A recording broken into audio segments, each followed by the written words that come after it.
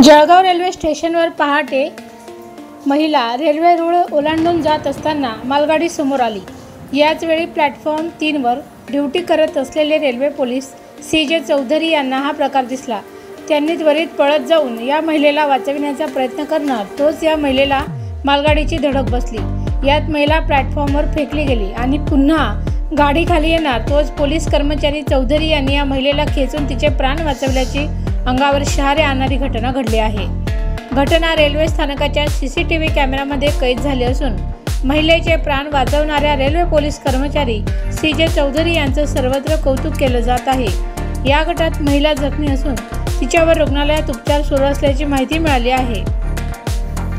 पहा या अंगावर शहारे आणणाऱ्या घटनेचा थरारक व्हिडिओ।